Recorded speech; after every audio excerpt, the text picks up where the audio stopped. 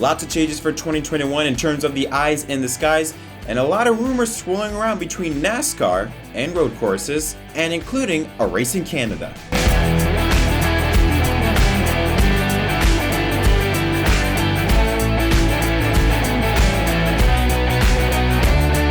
Yo, what is up everyone? My name is Jeff Krause and welcome back to another episode of Inside the Lines. Hope you guys are having a good day. Before we jump into this show, thank you so much for 4,500 subscribers. Honestly, I didn't expect for us to be halfway this quickly in just about a month or so. So thank you so much for the support. As always, if you want to see more content, don't forget to leave a like on this video and subscribe for more videos in the future. All right, now with that out of the way, let's jump into it. Let's first start off with the Snowball Derby, one of the biggest late model short track races in America. Took place on Sunday. JettMDK won for the first time in his career. He had to hold off Derek Thorne in the final laps to get the job done. Now, as always with the Snowball Derby, there's usually NASCAR drivers that compete in this event. You have drivers like Chase Elliott, Kyle Busch, Grant Enfinger, and Derek Kraus, a rookie in the Truck Series, compete in that event. Chase Elliott, who finished third, he had to race his way into the final or the main event of the Snowball Derby by winning the last chance qualifier. He finished third in that race. Also, Chandler Smith, who also competes in the Truck Series, he finished fourth. Kyle Busch in seventh, and Grant Enfinger in eighth. And finally, Derek Kraus, who finished 15th in that race. I didn't watch the Derby mainly because I wasn't that invested into it. Also, I heard you have to pay like 40 some bucks to watch the race, and I heard the race broadcast was between the lines of awful and atrocious. So I didn't feel like, look, I care about racing, but I'm not going to spend 40 bucks at least for garbage coverage. So sorry, Speed 51. Yeah, congrats to JettMDK. At least there's a bit of redemption for him, because if you remember earlier in I want to say halfway in the Truck Series season, he was taken out of the ride for, to this day, we still don't have a clear reason as to why he was taken out of that ride, but he was taken out from the 45 truck at Nice Motorsports in favor of Trevor Bayne. So I guess this is a bit of some form of redemption for him, to close out 2020 in a good note. I mean, hey, Snowball Derby, we've seen a lot of good drivers that have won the derbies have, I don't want to say successful careers, because like for example, Eric Jones. He's in the Cup Series. He has won 2 races, but it's not successful, I guess you could say. But still, we've seen a lot of drivers, or seen drivers that have won the Snowball Derby, use that as a platform to help them lead their way into a career in NASCAR. And he even got a text from Kyle Busch congratulating him on the win. So, hey, that's good news. And also, shout out to Kyle Busch and one other driver, forgot your name, for being the only 2 drivers that wore masks. Thank you. I get it. I understand why people weren't wearing masks. I mean, we're in Florida. Have you seen our governor? Floridians do not care about anything. Okay, enough of that stuff. Let's move on now to our next story. Spotters. They are very important for NASCAR, very essential for NASCAR. Well, we have a lot of changes in terms of who is going to be spotting for who in 2021. Let's take a look at some of the notable changes. Chris Monez, who was spotted for Ty Dillon, will now spot for Kyle Larson in the new number 5 team at Hendrick Motorsports. Drew Herring, who drove for Joe Gibbs Racing and Kyle Busch Motorsports in Xfinity and Truck Series, he will replace Clayton Hughes for Truex, so no longer will we be hearing that stage winner MTJ no more. Hughes goes from Truex in the 19 at JGR, will now spot for Michael McDowell in the 34 car at Front Row Motorsports. And then you see in the last on the list, Earl Barbin, who has been Jimmy Johnson's spotter since 2002, since the beginning of Johnson's Cup Series career, will continue to work with Jimmy Johnson and spot for him for IndyCar in 2021 at Chip Ganassi Racing. He'll no longer work for Hendrick nor for NASCAR. Also, Brandon McReynolds, the son of Larry McReynolds, he will spot for Ross Chastain at Chip Ganassi Racing, and Brett Griffin, who has spotted for Clint Boyer since 2012, 2013, maybe I want to say around there, is not expected to do full time. We don't know what his deal is going on with NASCAR or with Stewart-Haas Racing, or what the deal is, but according to Bob Pockrass, he's not expected to do full-time spotting. And to be honest, I'm kind of shocked, especially at the Clayton Hughes part. I don't understand the reason as to why the switch was made, but I don't know. JGR making a lot of very weird changes as of late. I mean, with Adam Stevens and Kyle Busch breaking them apart made no sense, and now here we have Clayton Hughes and Martin Truex splitting. Don't know the reason for it, but it is what it is. And now let's talk about the big story, and it revolves around NASCAR and its future in Canada. Now, the last time, currently NASCAR is racing in Canada in its Truck Series division at Canadian Tire. What it looks like, according to this report, to this statement made from the Teardown on the Athletic, a podcast by Jeff Gluck and Jordan Bianchi, that NASCAR was seriously considering a street race at Toronto. Take a listen. Will there be a street circuit, and will Cup have a cup? Will there be a Cup race in Canada? I think this was almost going to be the same question. Yeah. This was really talked about that, hey, maybe NASCAR gets to Toronto, maybe there's a street circuit race. COVID really ended any possibility of that. But from what I understand, I mean, this was at least discussed fairly seriously. I mean, I don't know how far down the road it got, but it was on the table. I mean, it was certainly something. It was a possibility. Okay, so first of all, this is another reason why COVID-19 sucks, because I would have loved this. I've always stated this. I think NASCAR is ready for a street race, and I think if there's one track that is ready for a street course race, it's Toronto, Edmonton Park. First of all, it's already hosted events like the IndyCar Series, and it has hosted races for stock car racing, the NASCAR Pinty Series. Here's some footage of them racing on the streets of Toronto. I've always felt like if NASCAR were to go to a street race or to a street course race, it would be Edmonton Park. I just felt like that would be the perfect place for it. To see NASCAR really considering that option, even though they had to put that aside due to COVID-19, gives me hope that maybe in the future, not even maybe 2023, I want to say. I don't know with 2022, depending, because in 22, still we're living in COVID-19 times. We don't know how long it's going to take. Obviously, things are starting to look good to maybe September, October. We might still be in the good, but you're going to another country and their restrictions are completely different. So maybe 23, we could see NASCAR in Toronto. I'm not sure, but I think a really cool idea that NASCAR has their NASCAR Goes West tour when they go to Las Vegas, Fontana, and Phoenix for 3 weeks. They go out west. Why not have a NASCAR Goes North tour? Have a race in Canadian Tire. The next week, have a race in Edmonton Park in Toronto, and then end it off with a race in Montreal, Circuit Gilles Villeneuve.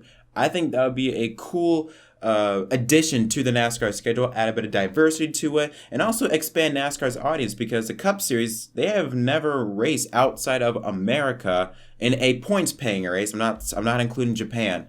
Since maybe the 50s and 60s. I know they race around a baseball park in Canada, but the Cup Series, I don't think they've ever raced in Mexico. That's only the Busch Series and the Mexico Series. So I think it would be cool just in terms of, expanding NASCAR's audience and to diversify the schedule.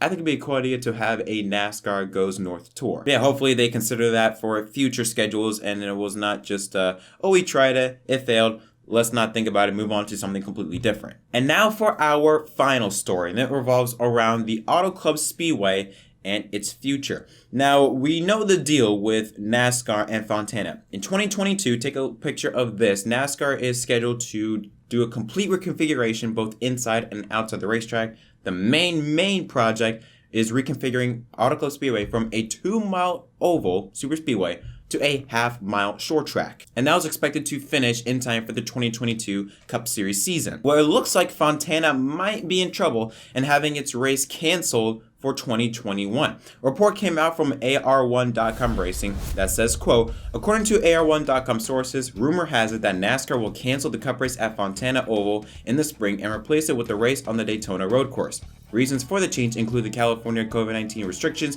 and the schedule for the upcoming track renovation we hear. There's a lot to unpack here. Let's first talk about with California and what the situation is going on there with COVID-19. Currently at the moment, California is at its worst right now. 1.37 million cases currently at the moment, plus nearly 29,000 cases in a single day. That was yesterday. That is 18,000 more than Texas, and around 20,000 more than Florida. And that's the top three. California is first, Texas is second, and Florida is third. And at the moment right now, California is issuing COVID-19 stay-at-home restriction orders through Christmas. So that is the situation going on around there. Currently at the moment, things are bad. Now we know with the 2021 schedule is going to take place, it's going to be the third race of the season. It's going to take place on February 28th on Sunday. Now the thing is with COVID-19 in California, the upcoming Fontana race is 2 months away. February 28th is when the race is scheduled to take place after Homestead. Now the reason why I feel like they went with the Daytona road course as a suggestion mainly because